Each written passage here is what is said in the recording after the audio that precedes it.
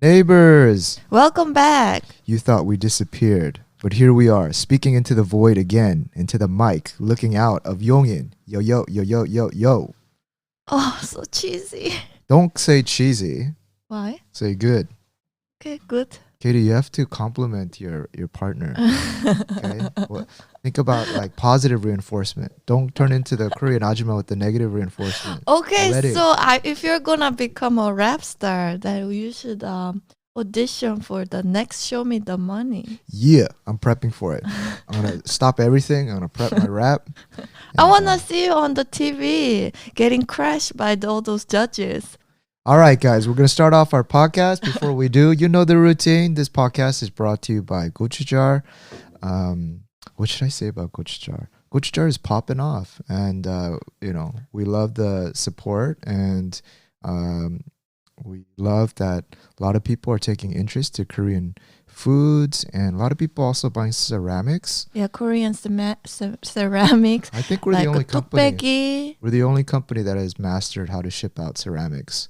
But it's very expensive because it goes by air. And then during the Trump era, they changed from, it used to just go by the weight of the box, which was so nice because then it doesn't matter how big the volume of the box is. But now even the Korean Postal Service, which we're contracted with, they started copying UPS where you have to pay the larger of the volume Or the weight. And how they calculate, I don't know why I'm saying this, but I'll tell you guys anyway in case you guys are interested. How you calculate the volume weight, right? Because volume, length times width times height is not a weight, right? Yeah. You times that in centimeters and then you divide it by 6,000. And then it'll give you a kilogram weight. And so, for example, if it's 32 centimeters times 25 centimeters times 14, it'll give you a large number. Divide that by 6,000. And then that gives you the volume weight.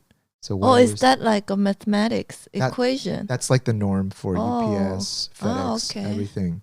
Anyway, I'm just telling you, there's a little bit more that goes into it. That it's more involved than just throwing something into a random box and shipping it off. If I threw like... No, it is quite complicated. Like you've built like a entire model for it, and like it's pretty insane. That Excel model of like how to calculate quickly, like pricing and all this based on the thing that took kudos to you. Yeah, maybe I'll sell that. No, actually, why am I always thinking about selling things off? I'll keep it. No licensing of that out. That's our proprietary. That exactly. Helps. Yeah. That took like 3 months of iterations to get that right. But lately, I've been thinking, and I want to start uploading more skincare items to Gochujar, like Korea's top trending. The thing is, like, I do a lot of shopping in Korea. I feel like I'm an MD. In Korea, we call them MDs. What does MD stand for? Well, MD in corporate is a merchandising director, I think. Oh, that's interesting. What is like in corporate terms, MD? I always think about managing director, but that's not it. In Korea, it's merchandising. MD is like the person who's picks out the products of what to upload or what to sell. Yeah. So they're like procuration. Yeah. Oh my God, my English is going. So it's been too long in Korea. What do you procuration? Procurement. Oh yeah, they're in charge of procurement. Nice, Katie. So, I used to work in an e-commerce company. Yeah. The MDs are the ones who get paid more than even the developers. For that specific company, because they do like a stunning job, and they're becoming a $1 billion company in Korea. So. They're like the most important part of the company. Yeah. But anyway, as part of my MD responsibilities, I start looking at like what are the best selling items across stores in Korea and trying to source those into Gochujar and get those out. So if you want to add try some Korean skincare products. Anyway, guys, that's a long ad for Gochujar. If you haven't been to Gochujar in a while, check it out. One thing that I have to add. Oh my gosh, I'm going to kill Shopify support staff. Oh my gosh. What if one of our listeners is a support staff at Shopify? Damn, y'all gotta like learn. Do yourself some learning on the weekends. So cruel. What I hate, I gotta rant a little bit because I changed my domain host to Shopify away from a third-party domain server. The support just doesn't know what they're talking about, but they will take like 30 minutes to answer something. It drives me crazy. I already know what needs to be fixed. Yeah. Like, for example, these MX records or the CNAME records I think needs to be changed. And they'll be like, thank you for contacting us. By the way, this is all chat because in Korea it's hard to get them on the line. And so they have a habit of asking all of these. Like, I have to go through a survey of questions before they'll address. Maybe it's in there like a guide. I know. It's like their manual, like, Yeah. hi, how does the website look like today? Have you checked Google about this? And I'm like, no. I think, I've What needs to be done, but then I know exactly what needs to be fixed, but I don't know the exact values that need to be put in. But they won't address that unless I work with them through the checklist of stuff that I need to check. And it takes forever. Drives me crazy. And the other thing that I hate about support is, when they give you an answer and it's wrong. I think hard stop when it's wrong.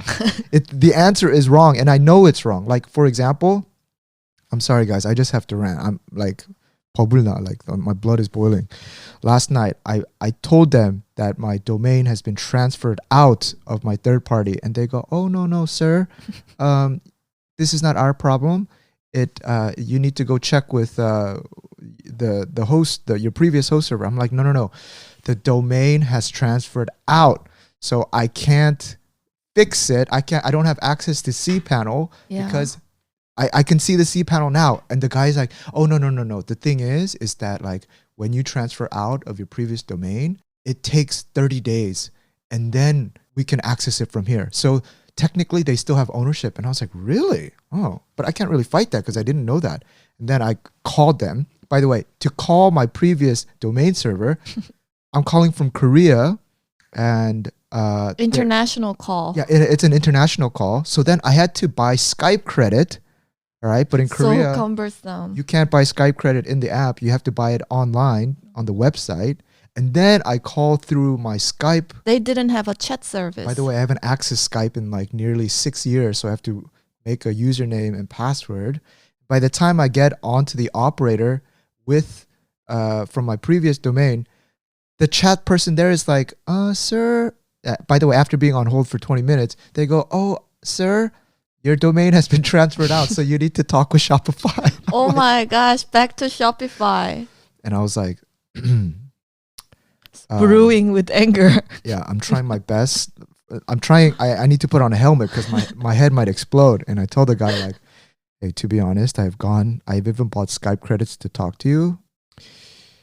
Can you walk me through what I need to change on Shopify settings?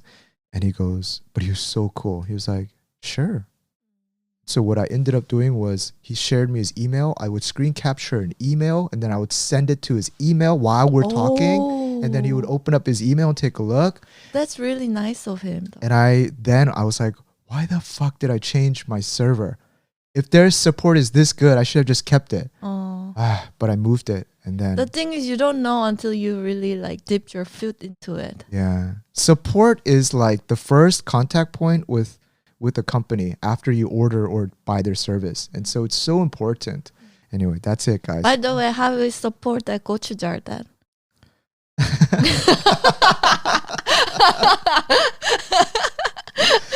It's good, right? For Gochujar, I never fake the funk. I never put sales at support. Hi, this is Diane from Gochujar. Meanwhile, it's me in the back. I respond to everything because I want to know what's the problem. But there's a lot of small companies that will make 10 other emails. Info at Gochujar, sales at Gochujar, support one at Gochujar. And then it's all the same behind person the in scene. the back. Right? Yeah. So the site is all fixed. Yeah. Also, if you visited Gochujar during this week, you could have even my email was down. And you could have encountered a page not available screen for a few hours, but it's all fixed. Just know when the site is down, I'm losing. I'm like some Korean guy. Some Korean guy in Korea is pulling out his hair, and so you might be like, "What's going on with the site?" And then on the other side of the world, there's me pulling out my hair. So it is what it is. But like when that happens, like I tried to think what would happen if my site in my company went down like that. Oh, like and a global service? yeah, like the site that I'm working on right now in my current company. Then, oh my God, there's so many levels of hierarchy where you'll have to report, explain, write like a, explain note. And yeah, it just gives me chills. Yeah. Chills. Yeah. What is that word? Like chills. Yeah, chills. Just repeating what you said. But let's start off our podcast with some interesting discussions. I remember we had a fun discussion about the talk about being an underdog. Yeah. So, Katie, do you think you're an underdog? Yes and no. Yeah, I think it's at different stages of your life, right? Yeah. Care to explain? Yeah, so I think up until I was 20, like up until I went to my university, I think I had like very, very good support from my family, like financially too. Yeah. So they were able to afford my education in the UK. Yeah, and then it was all like very financially stable and everything. But then after university, once I step into like this professional life, I think I really started from the bottom, and then like there isn't really a way for my parents or my family to help me out on that. Yeah. Because like it's all independent now, right? Right. So from then on, I think I put everything was all on my own. I put my effort into leveling up in my career, making like different like career moves, and be at where I am right now. You had no family members in tech. Yeah. So like trying to get your foot in the industry, you're definitely an underdog. Yeah. And I remember where this conversation came from. We watched the Kanye documentary, and I was like, man, I didn't know how much of an underdog Kanye was when he was trying to break into the industry. And I said, man, I love that hustle. I loved him just trying to prove that he was much more than a producer and he can rap. That underdog mentality, I was like, I love it. I think it brings so much joy in life, because when you're an underdog, people don't expect you to do something. And when you prove people wrong and you prove to yourself you've did something, it's so satisfying. Yeah. And then we extended that talk into like, Katie, do you think you're an underdog in life? And I was like being introspective as well about it. And then I think you too think you are an underdog, but then I raised the point whether it is real. Okay, what do you think of yourself? About myself? Yeah, you should explain. Actually, I don't know. I have to revisit that question. Maybe you can speak on it a little bit more. I'm like re-questioning, like at what parts. No, I remember because I think from the point that you arrived in Korea, right, from America, when you didn't even know the language, you hardly spoke Korean, and then you were dropped in the land of Korea, and then you had to go to the army, go through all that experience of people looking at you as if you are like a dumb boy because you didn't speak the language. Yeah. And then, you had to start from scratch, right? Like find your job here, getting all these rejections, letters, because just your language wasn't there. Yeah. And then making like successful career moves and like making your own like way through YouTube and all this. This is very unique, and this is like not the normal path for everybody. So I think in that sense you are very underdog. But the question I always have is that the reason why you were able to like still like take all these positions in your career, didn't all your upbringing or like the fact that you could speak English fluently, or like your upbringing affect you in that way too? No. I always had the underdog mentality because I had the when my parents immigrated to the U.S., they always reminded me that the reason that you're staying in the U.S. is because you're achieving academically. And so I always had this chip on my shoulder that I needed to provide, or I needed to be the reason to validate my family's sacrifice for living a hard life in the U.S. to make ends work, so that their children can have a sort of a success case story. And so I definitely had that. I take it back. I definitely had an underdog mentality, like in growing up in school. Even in junior high, when I wanted to be rebellious and like do fun things, I always thought like, okay, like I can't fuck up too much, or I can't get in too much trouble, because I represent my family's case here in the States. And so, whereas like if you're part of the majority, let's say if you're just, an American with American citizenship, and you don't have that kind of worry because that's your land. Yeah. And that was always kind of in the back of my mind. I always knew that. Yeah. And then so when I moved to Korea, all of things which were a plus, like being, let's say like having a good command of English and coming from a great school, whatever, in Korea, if you're not graduated from Harvard or Stanford, like nobody knows other schools beyond those two. Yeah. Well, actually, it's not that dramatic. I mean, it's not that dramatic, but there are certain schools that Korean people know more than others. Yeah. Like there are more like not popular, but it's like people know it just more. Brand names. Yeah. Yeah, brand names. Yeah. And so when I came to Korea, our school has an amazing alumni network in the States, and it really helps you get a job. But when I came to Korea, I lost all of that. People don't know, right? Well, I've said that university, like Notre Dame, when I came to Korea, Notre Dame was like, oh, people are like, oh, you went to Notre Dame? Oh, I didn't know that landmark in France. The cathedral. Yeah, they think I went to like the cathedral and there's like some local school. They don't think it as University of Notre Dame. They know it as just like a tourist spot. And so you lose all that signaling. And so when I came to Korea, trying to reposition and get a job at that time in finance was much more difficult because you don't have the brand signaling. So yeah, definitely like trying to, and then I spoke Korean at home, but I didn't have nowhere near professional proficiency. It was broken Korean. Yeah, and I couldn't. I remember like interviewing at HSBC and went to like final round. And then they just said my Korean, my writing capability was too low, and you need to come back in a few years once you improve that. A lot of rejections, and so I was like, man, I thought I was geared up to play in the States career-wise, and then my world just changed 180. And I had to try to make my way in Korea, and so definitely my life, I think, definitely the entire life is an underdog life. You think? Yeah, a series of underdog moves.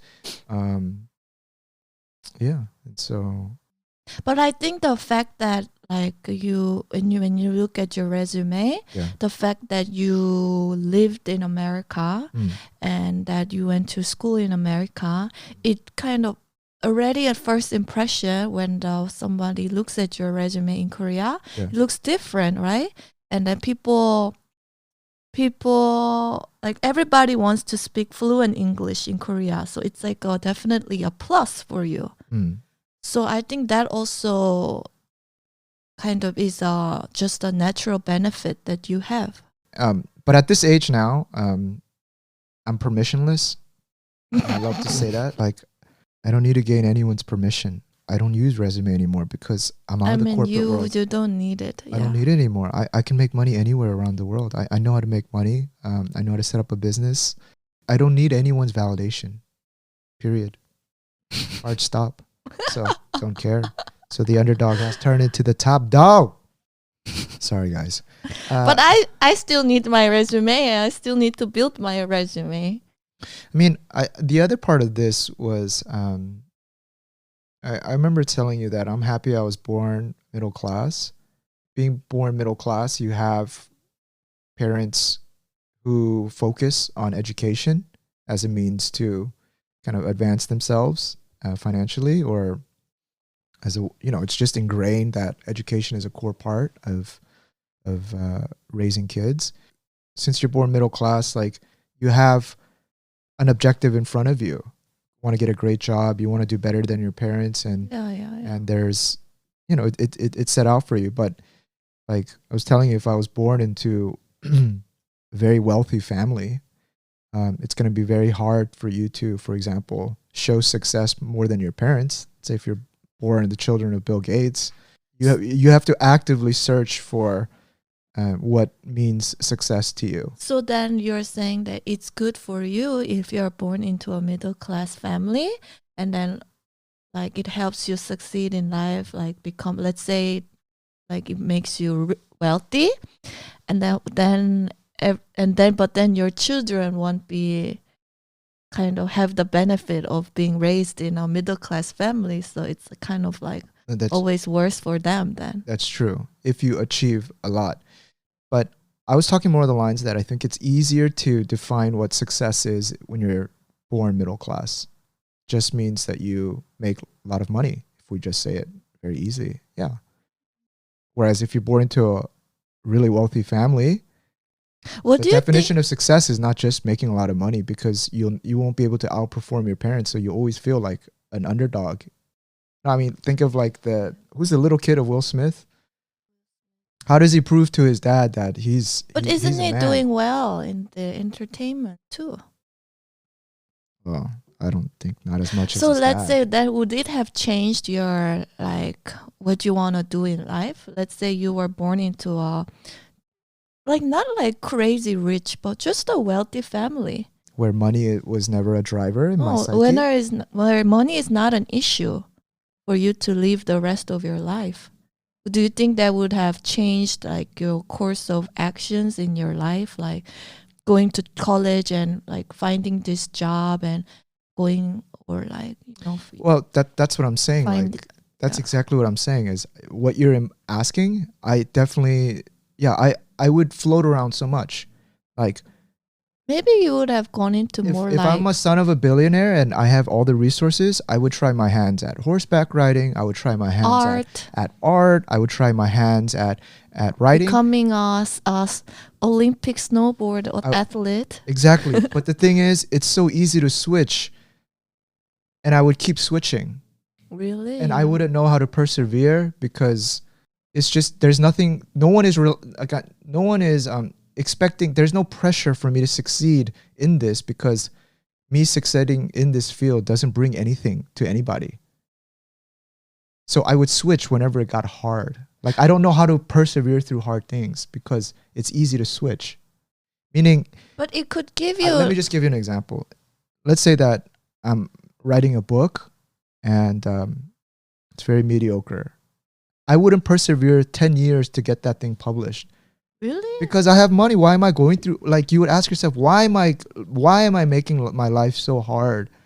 But that's only if on the presumption that you think money is like the top priority in life. Like the people who write books, that's not necessarily money is like their top priority. It's like they just enjoy the act of writing and they just keep like following their passion. I think if you want to be world class in something, you have to develop grit and you have to develop the ability to persevere and focus. And oftentimes when you're... Do you think that's difficult if you are financially stable? Do you know the actual names of the sons of any billionaires or the children and what their contribution is? It pales in comparison to their parents. Yeah, but that's also because to become like, let's say your parents is like Bill Gates, to become the same level as a Bill Gates for another person equivalent to come out in the next generation is just so much less probability, regardless of whether you're his son or not. I know in my case, if I flipped a business and I made $100 million in my second business, just if things got tough, I just let that die, whatever. There's nothing riding on it. I've already made the money. That's just what I'm trying to say. At some point, we can always find examples that proves otherwise, but I just want to tell you, you can't name a single kid of a, they're unknown. They're unknown. They don't do much. I'm sorry. I don't want to shit on that. They're probably doing something, but it's nothing world class because there's no driver to push them to go through the hardness to become world class because their life is comfortable. Why I got to push to become world class? Whereas when you don't have something and you don't have money, you don't come from money, you want to go as far as you can to prove to your family, to yourself that you can do this. And because your life was shitty before. I think that is generally the case. That's why being an underdog is great, because you have a fire underneath your ass to prove something, and it leads to like pronounced results. Like if you see all these stories of like all these people, like billionaires or whoever who succeed like in their field, like usually it's like the first in the family, or like their upbringing. If you listen to their background, it's like really tough and difficult, you know. Yeah, most billionaires, like they're like not very wealthy in their childhood. First of all, most billionaires are immigrants. They come from immigrant families in the U.S. too. Yeah, a lot of them don't come from golden spoon families. Just work really hard, and so. Yeah, but I think there's exceptions to that always too. But I think generally that is the case. Yeah, but the reason I say middle class too is if you're born into, let's say, a very poor family, it's tough because in your formative years, if your family doesn't put an emphasis on education, it's very hard for you to develop the necessary skill set as well as the ability to focus when you're young. If I got into a great college and my parents were like, why are you going to go to college? That'd be really tough. You know, you do something that's great academically, but you don't get any sort of positive reinforcement at home. Or if you make money and then as soon as you make money, it has to be diverted to family. So you can never build seed money. I think that's really tough too. So that's why I always think middle class is the best life. Yeah, so you have the best life. Actually, I take that back. Being middle class, it's easier to define success. Yeah, that's what I want to say. It's easier to define success because the best life would just be born the son of a king and you just don't do anything. Actually, no, I don't know. Yeah, no, actually, not doing anything is also. Yeah, not doing anything leads quickly to depression. So I think the best life is when you have the freedom to do whatever you want.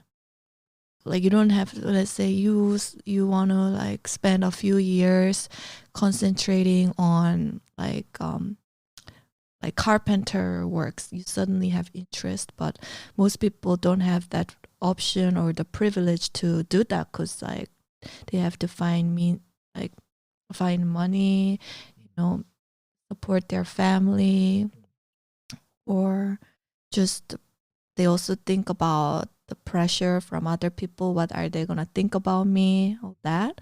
But if our family is really rich and they don't really like have all these expectations on you or all that, then I think you're very, very, very free to do whatever you want. So you can afford to spend a few years learning something that's very alternative and very niche.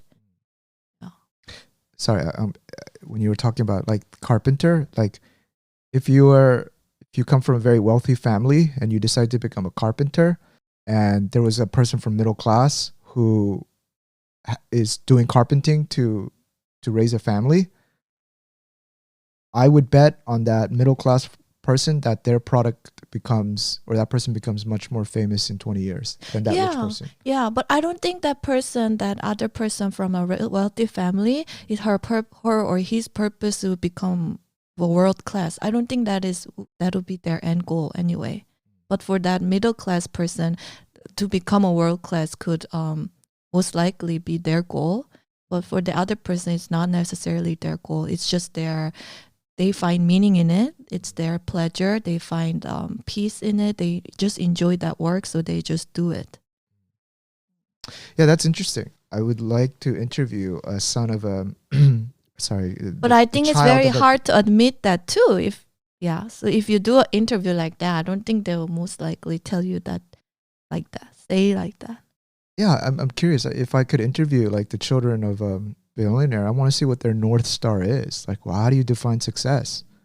But speaking of this, it kind of, I don't know why this came up, but like Yeah, I was middle class growing up, and then I think my mom, like, whenever I said something that is like not in the like suggested doing something that is not in that set path, she'll feel so anxious. So for example, I just remember like I was reading the emails that I got from my mom when I was at university in London, and then there was an email where she was like, I think I wrote to her that, oh, I think I might try taking vocal class just for fun. And then like the response I got from her is like, yeah, that's good, but I just hope that it doesn't deviate you from your studies and kind of you. I'm just a little bit worried that you might like fall into other.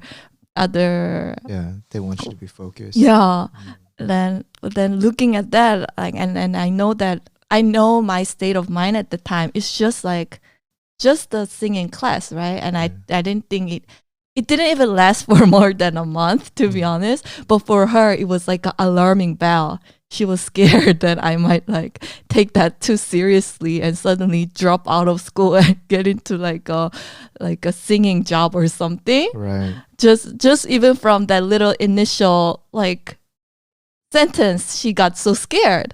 And then if even like another occasion, similar occasion is like a few years ago, I think I said to her, oh, I kind of want to learn sewing. And then, yeah, I might consider getting a sewing machine. And then I just remember her response was like, she was so annoyed. It's like, oh my God, I sent you all this and like, you know, I raised you all this way so you can like get in, like do your job and that. But then suddenly you say you want to learn sewing. That just so puts me off. Yeah, because her definition of success is monetary. Yeah, but then like for me, it's not like I'm gonna take this seriously and suddenly turn my whole life into like sewing. But then she always takes it to the extreme and kind of not to the extreme, but I don't know. So I get so conscious about telling her about little mini deviations or mini like side hobbies I have. You get conscious of you telling her that you're enjoying life through other things. Because you're worried that, you know. Because she takes things very seriously. And I think it's also the responsibility she feels as a mother. To keep you quote on track. Yeah. Which leads to mediocre pay. The funny thing is that, like what you said, I had the same thing in college, but I didn't ask for permission. I just did. You know how I started that DJ business? And I was DJing parties and stuff. The funny thing that my dad told you, like maybe a few weeks ago when you talked with him, he was like, or maybe he told me, I forget, but he was like, now that I think back on it, I'm happy that you did DJing in that in college. Yeah, he told me that. Yeah. Because I think he's realizing at his age that like people who just pursue money become very dull and uninteresting and become a little bit so just maniac. Pursue just a path that everybody expects you to take. Just a regular path. Yeah, and it just if you have if you just have other hobbies outside of just trying to hustle, you become much more interesting, and it's just like live a more wholesome life. And this connects into the conversation that we're having with our friends yesterday. I was telling them like, when we have kids, I would like our kids to be number one, kind of nurture them in a way to be able to focus, but I would like to give them as much exposure to a variety of experiences.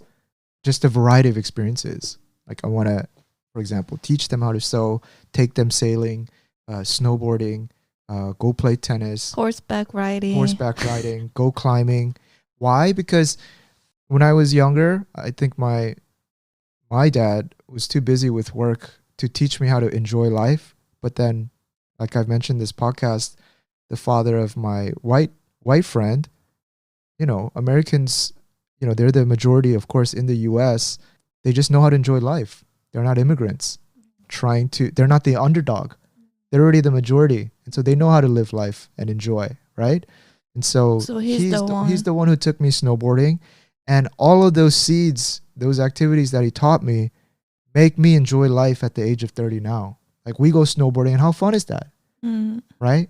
And like, I only started learning how to enjoy life after college, when I was away from, I guess, my parents' expectation of a career. Like, once my career started going, they started to, or I had the more kind of ability to go, and the money to go test out stuff. But I want to expose my kids earlier to all of this stuff.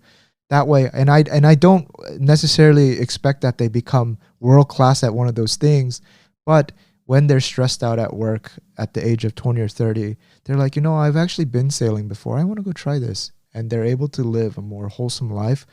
I think that's great. Yeah, I agree. Yeah. So, but to be honest, I think my mom, she was very, very like proactive about taking me to different places. Yeah. In my childhood, like I think we traveled a lot, like across Korea.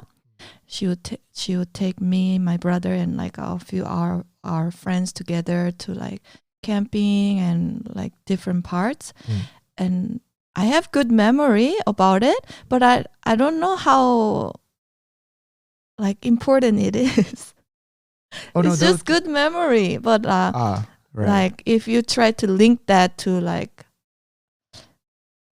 healthier life, or I don't know. I think sometimes it depends on the age. I don't want to take too much meaning out of it. Yeah, I mean, it depends on the age. I mean, if you go really early. Yeah, if it's too early, like if you're like under 10, I don't know how much meaning, like how much that affects the growth of a child. No, but I do have this kind of weird thing that like there are micro repercussions to all of these events when you're young that you can't see. So for example, I can't remember probably half of the places that my parents took me. Yeah, I don't remember much. Right? Yeah. But that probably helped shape my personality. And that helped me shape my confidence. So, for example, if I went camping with my parents, then probably at school I was talking to my friends about it, which made me like, I don't know, have a cool story to tell, which would make me more of an interesting person, which would make me have more friends. Like, I don't know what the like reverberation or the mini repercussions of all these things are, but I think somehow they do. But whereas those experiences, when you turn in your preteens, you can remember them and link them. But when you're younger, like it definitely, I think there is a impact. Yeah, I mean, or the impact could be that if your parents are taking you to these places, makes you develop a stronger relationship with your children, which makes you have a closer relationship as you get older. Yes and no. I feel like all the things that you do in your childhood or younger days, they could be related to your adulthood, but many cases I see they're quite independent and irrelevant.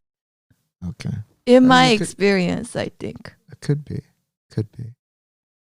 Yeah, I think one last thought on this is that we both have gone to prestigious universities, and we both got into jobs which are, let's say, great, that society deemed as like, wow, it'd be great to have these kind of jobs. We've ran the course. But what I've come to conclusion is it ain't it. Meaning like, it's not it. Like that, this can't be like, it's not it. Like I wouldn't, like, even though I think, I wouldn't push them so hard to go into a prestigious. Okay, I would push them, but like it wouldn't be life or death for me if they don't get in, and they don't need to go towards like these great companies, because if you're focused enough, and I feel like I could train that skill early. There's ways to make money, and there's ways to find success, and there's ways to take control of your life beyond the corporate and the sort of. Yeah. You know what I'm trying to say? Yeah, I think so. I agree, because like for me, I tend to think, okay, I keep like pushing and I keep like rising up, and switching companies and leveling up, and then then ultimately, like, where does it stop?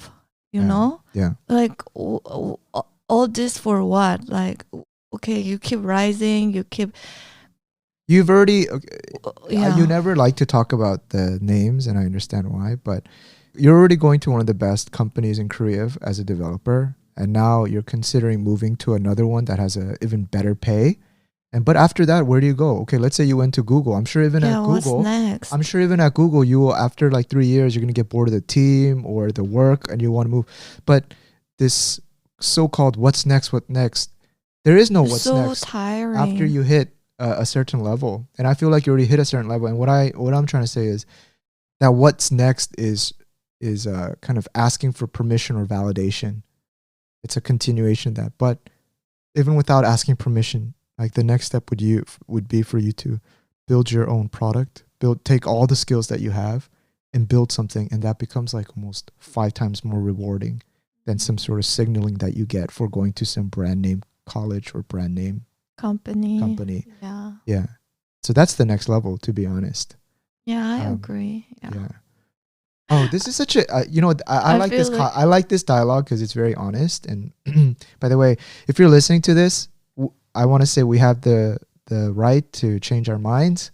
I know, like, in this age of digital, if you say something, people think like 20 years from imprinted. The line, it's imprinted.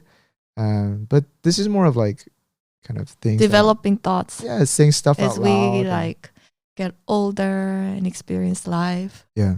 This all is subject to change. I reserve the right to change my mind. Okay. Yeah.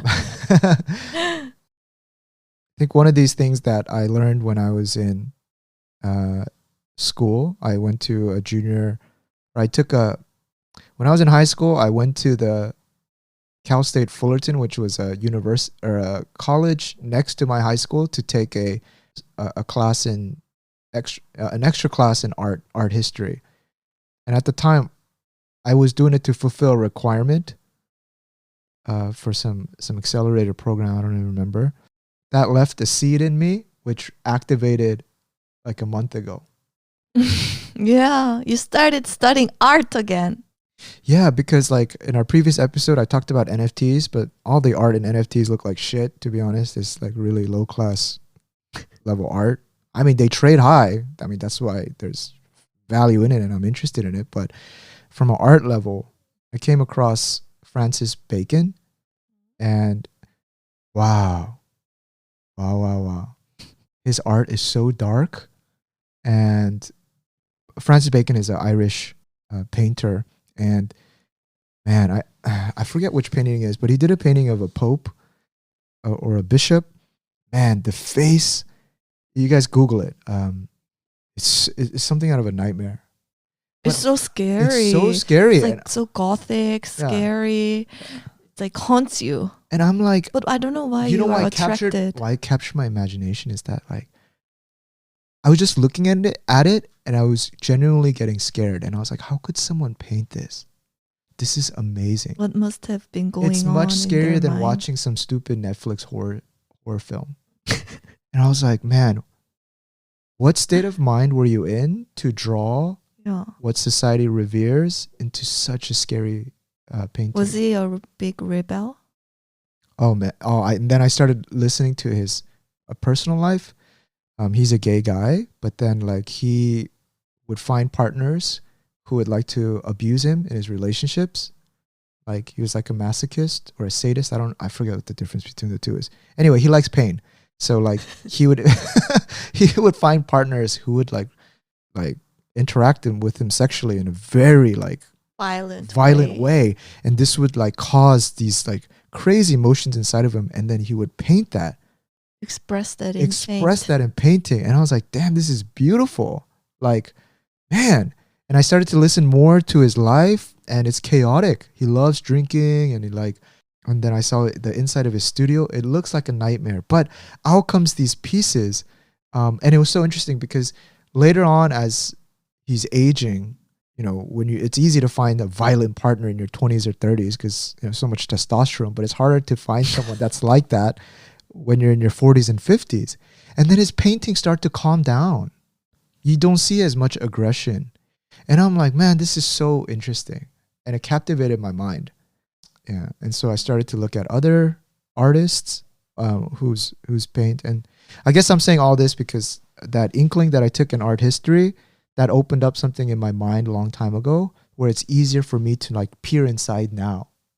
That's why I was going back to the whole thing. Like if maybe you went on a sailboat when you were young and you have that memory, and then the next time you're older, you might be a little bit more open to try sailing. Yeah, definitely. Definitely. Do you remember I asked you why are you so attracted to those like dark arts as opposed to like more bright, like dreamy, lovely, for example, David Hockney. His art is so contrasting to that other artist. I think it's because naturally I'm a very optimistic person, and I feel like I'm a very happy person 90% of the time. So when I see art or people that is completely different from me or what I could even think about, it's fascinating to me. That's why I also like to listen to those horror, like and those like murder crime and stories, crime stories, because which are so different to me. It's unbelievable to me that someone can do this. So it's intriguing to listen to how crazy a person can get, because it's so far from me. That's why I don't listen to. You know what? That's true. Like even music, I like to listen to like dark or like the struggle or.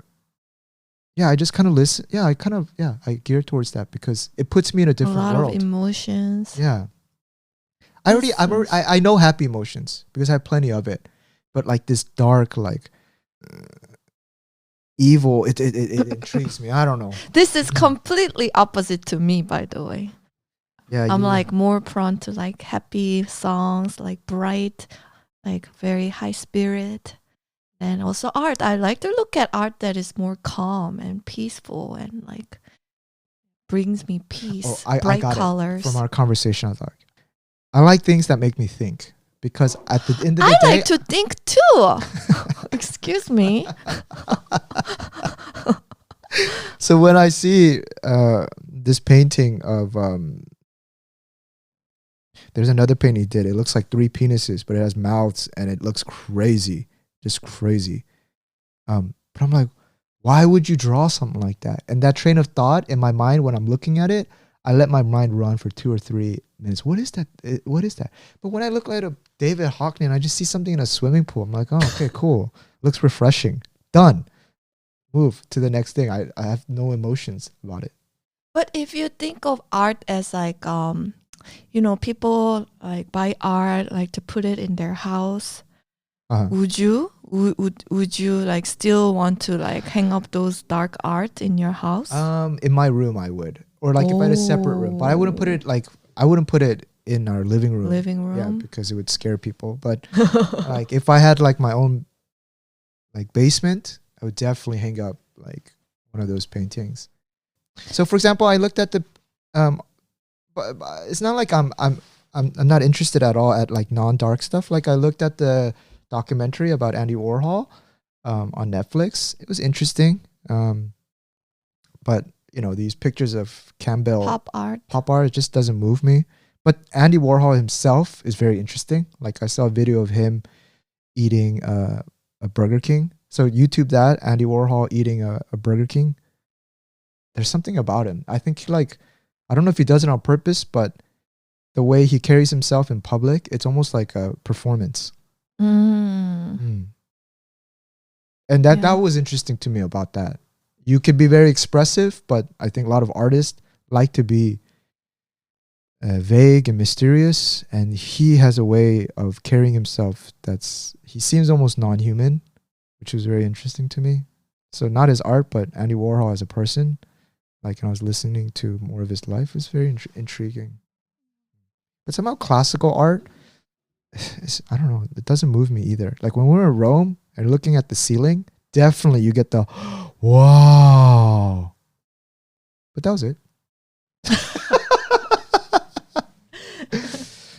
Who was the one who painted all the Sistine Chapel? Michelangelo? Yeah. Yeah. Yeah, that was it. Yeah. Yeah, not much. But yeah, I think we are definitely on track to study more art. Maybe visit some art galleries too. Yeah. There's another Korean artist that really like. We really like. You know, she draws all these very nostalgic paintings of like old Korean like supermarkets. Yeah, that artist I like too. That one is friendly and colorful. Yeah, but you like her art because it draws a certain memory of like when I sometimes drive through Korea, I see those rundown supermarkets, and she's able to embody that nostalgia onto painting, and I think that's great. So like touching, and like it speaks to you. Is there a certain artist that you like? I like her art. You like her art? Yeah. I'm pretty like don't have much knowledge about artists, so I think I'm at the stage where I'm like beginning to learn and like widen my perspective. I gotta say, I think artists are very intriguing to me because my mind is so business oriented, and as an artist, it's very hard. Your chances of making a living as a painter or let's just say as a painter is very slim. Yet you dedicate your whole life to a life of financial struggle and uncertainty to produce creative things. I think that's very romantic in a way. Very romantic. Very, very romantic. And that appeals to me. And it appeals to me because it would be something that I would never do. Oh. Because it's so different. So there is no zero chance of you producing some painting or art in the future? Why, you want to sell as an FT? Is zero chance? Well, I think I was shut down because I actually majored in graphic design and finance when I was in university. And in the first semester, I remember I took this drawing 101 class, and the teacher was like, I think this one, and he graded my illustration. He gave me, I think a B-. And I remember talking to him, and I was like, I think it must be pretty hard for you to grade students' projects, because like, how can you grade art? And he's like, no, this one's pretty bad. You got to be minus. I laughed so much. And then I remember my career advisor, or whoever my mentor at the school was, said, I do not know why you are double majoring in graphic design and finance. Those two have nothing in common. But the stuff that I learned, for example, in Photoshop and Illustrator, I use today. Yeah, it helps with you now. I think everything comes back. Coincidence. I'm telling you, everything you learn that's outside the box, it will come back to your life.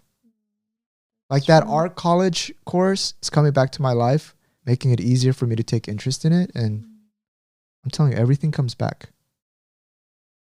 That's why you want to get exposed to a lot of new things when you're young, because it's so hard for, especially with some type of personalities, they just cannot try new things by themselves.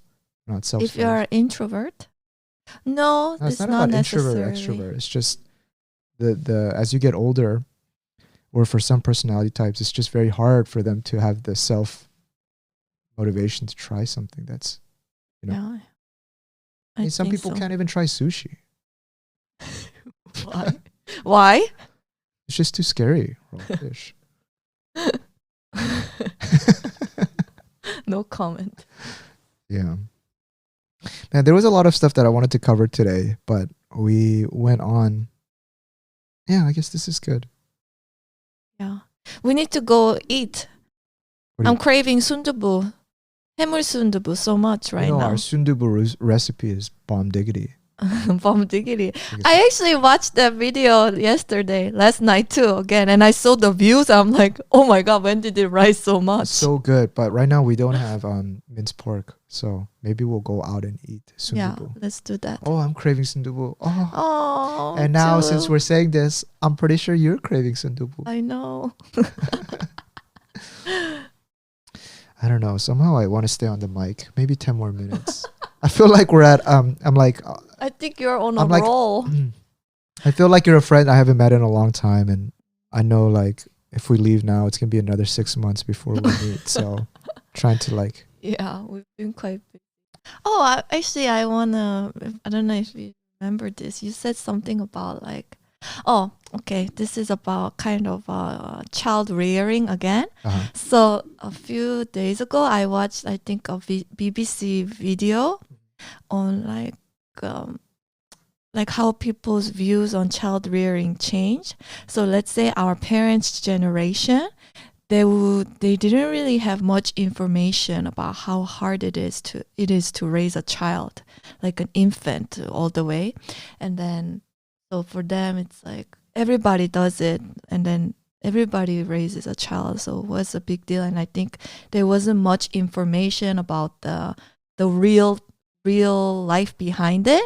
So they just have baby, give birth, and then of course like there's a lot of surprises, difficulties, all that.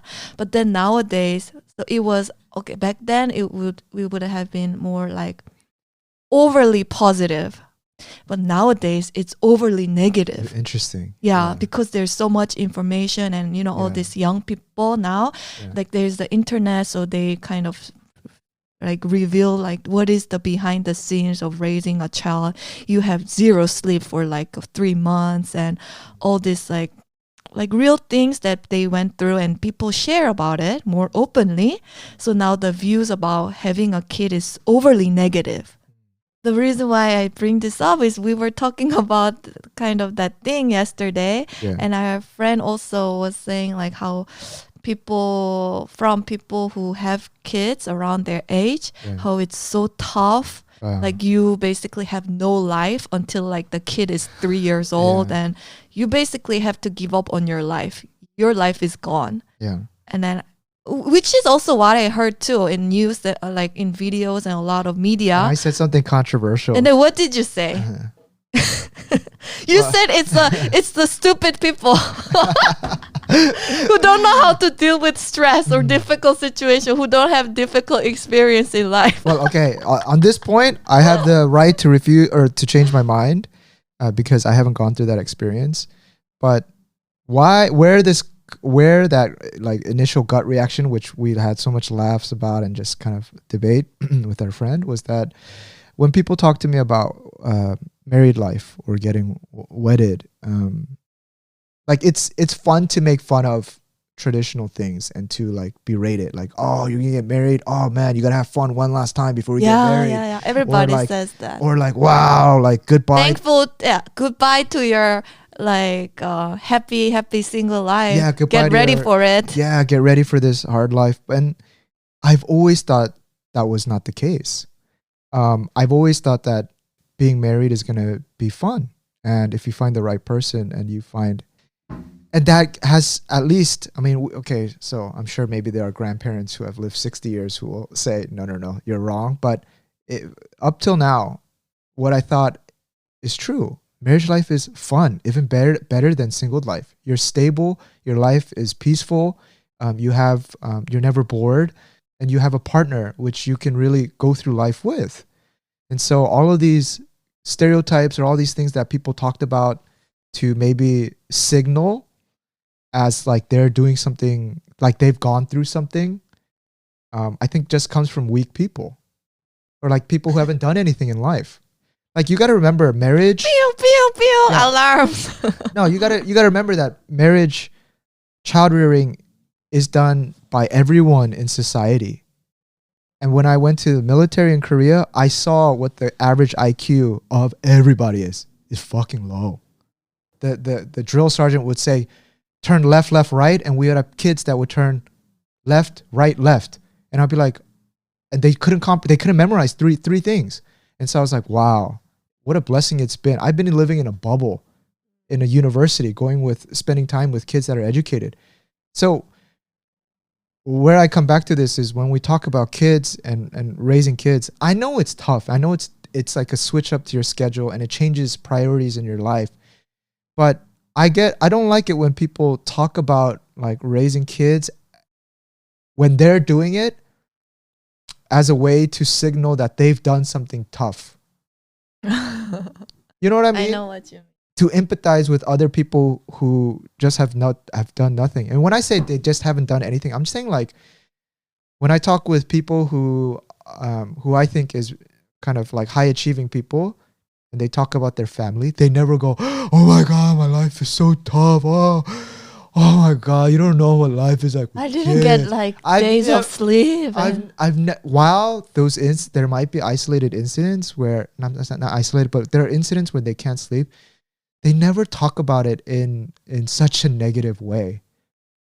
What I've heard is like, oh yeah, definitely my priorities have changed. Like, yeah, I think for the first 6 months you get a lack of sleep, but it's just a small hurdle. Whereas like people who have never got a job, done a hard job, or who have never persevered through something tough, as soon as they get a baby, of course that's the hardest thing in their lives. But they talk about it as if it's like something you shouldn't do because it's so tough. But I'm like, no, it's like, give me kudos. Oh my God, like I'm a mom and like, wow, you don't know how hard it is.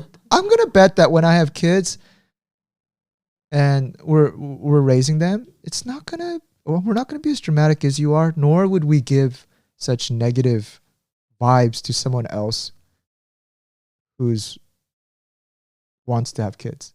Like when I talk to my friends who want to get married, I say, dude, you should. I think it's great. Likewise, when I have kids, I'd be like, hey, it's probably going to be the most rewarding thing. Sure, there are challenges. And so that's where I'm coming from. Like people who are not high achieving and have kids, of course, that's going to be the most hardest thing. But they talk about it as if it's something negative that you shouldn't do.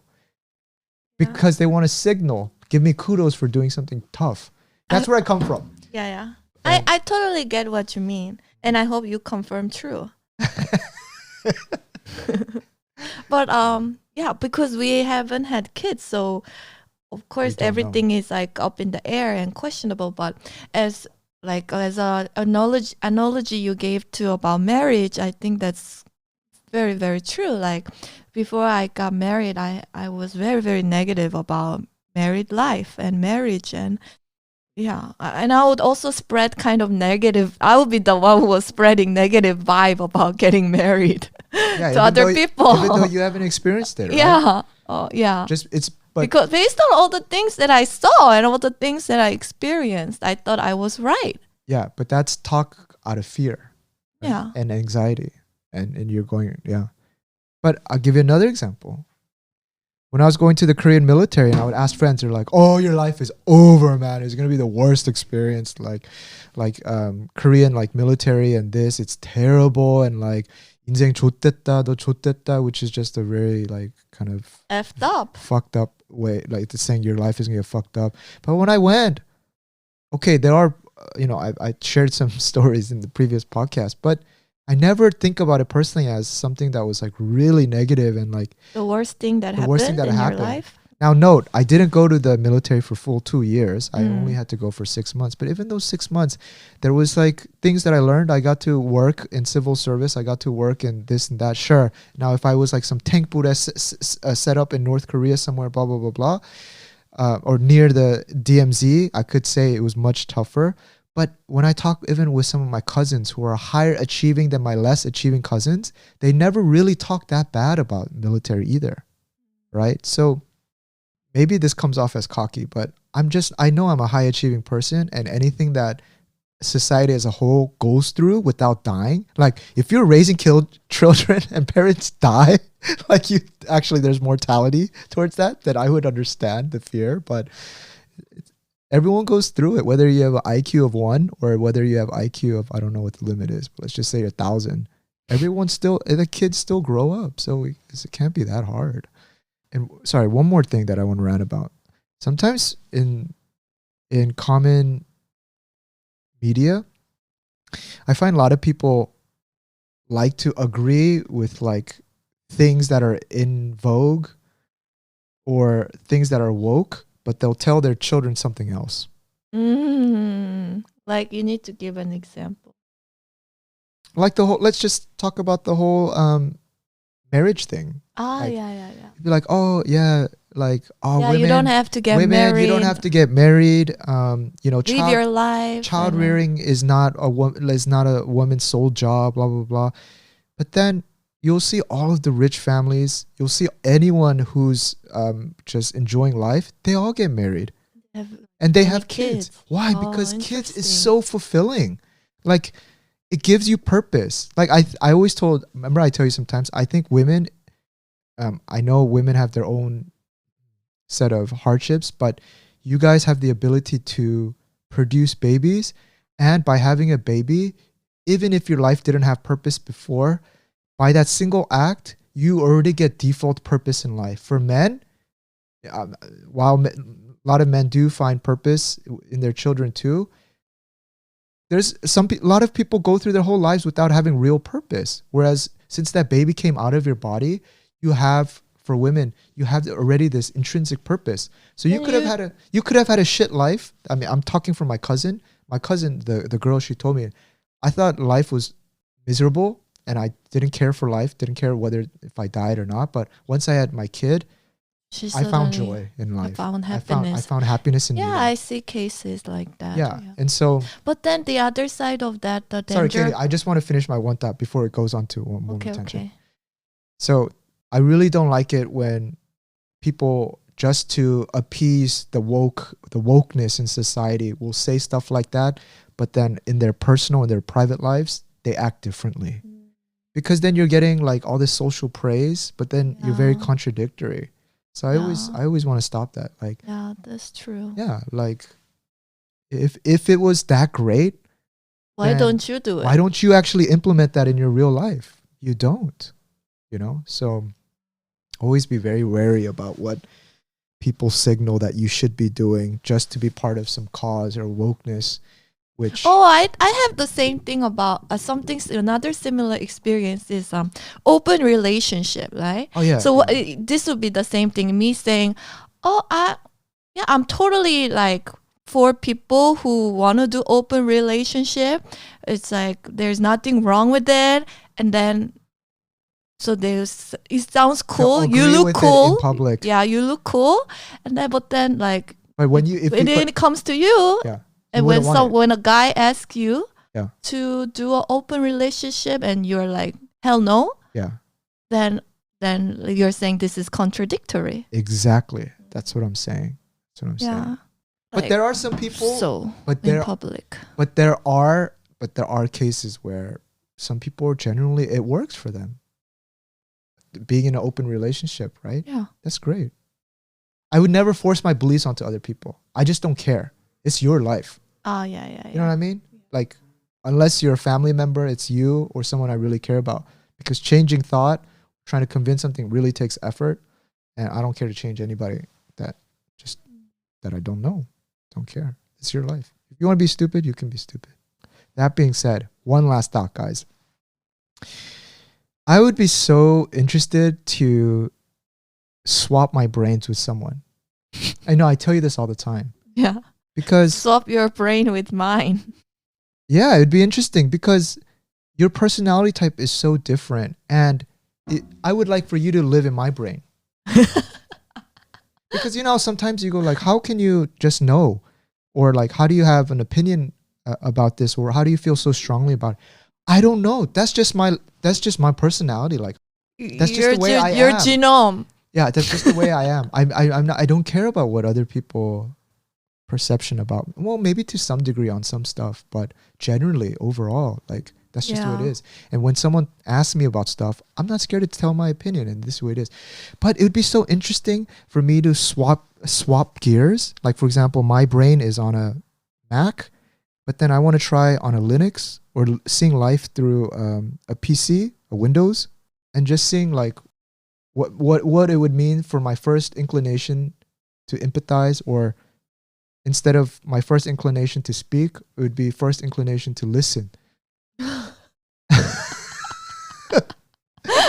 It just would be interesting to live with a different operating system. I would gain so much empathy, but then in my mind, I'm like, I'm already playing devil's advocate. What would I do with that empathy? Yeah, you'll just feel more 답답해. Sometimes when you can't have trouble deciding, you just don't. I just don't get it. Yeah, it's like, what's so difficult about it? But I tell you, you're just not. You're too simple-minded.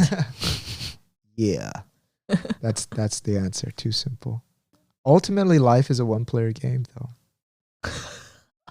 All right, guys, that's opening up a whole new can of worms. I'm gonna stop there. When are you gonna stop? All right, guys, we gotta go eat some sundubu because Katie's stomach is growling and I can hear it. She kicked me in the shins a few times. So no, she's lying. I'm not a she. I'm a he. Please get the pronoun correct. All right, y'all. We're out. Thank you for listening. Peace. Until next time.